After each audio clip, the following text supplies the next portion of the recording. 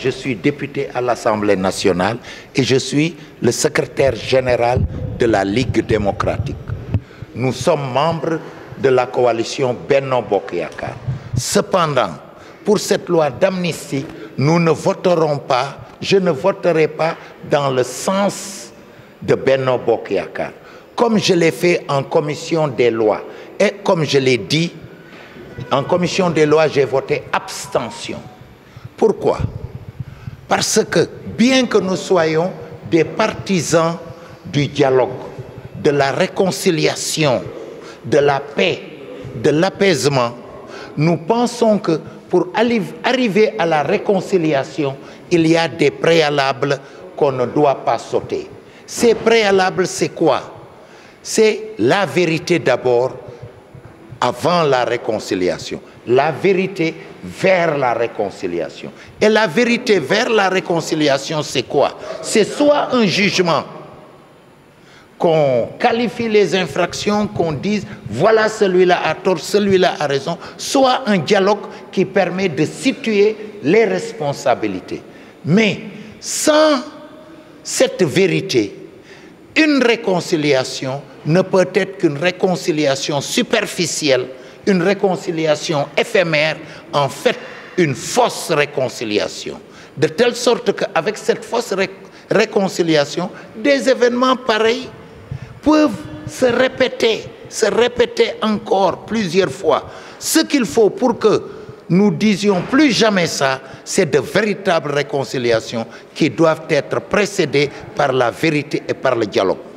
Les grandes réconciliations dont on a parlé dans l'histoire, c'est-à-dire l'amnistie des nazis, cette amnistie a été précédée par le tribunal de Nuremberg, où des nazis ont été condamnés à mort, d'autres ont été emprisonnés et d'autres ont été amnistiés. Le génocide de 1994 au Rwanda, où des génocidaires Hutus s'en sont pris à des Tutsis et à des Hutus modérés. Il y a eu, avant cette réconciliation, avant cette amnistie, des tribunaux populaires qu'on appelle les Gacaca. Partout dans les quartiers, dans les villages, les accusés de génocide se sont mis ensemble avec les accusateurs. Et ils ont discuté. Les uns disaient « tu m'as fait ceci, tu m'as fait ceci, tu m'as fait ceci ». L'autre a dit « pardonne-moi ». Ces tribunaux populaires étaient en même temps des instances de dialogue. Et ça a abouti à une véritable réconciliation. Mais ces réconciliations ces réconciliations de façade sont de fausses réconciliations. Et ils ne peuvent pas amener la paix et la concorde. Il faut qu'on trouve un autre chemin, qu'on passe par le vrai chemin, c'est-à-dire mettre ensemble vérité et réconciliation, comme ce qui s'est passé dans de nombreux pays, l'Afrique du Sud, le Rwanda, etc.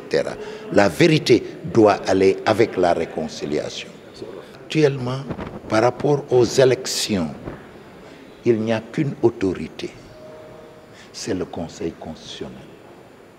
Le chemin de la paix, de l'entente et du droit, c'est de suivre le Conseil, les avis du Conseil constitutionnel.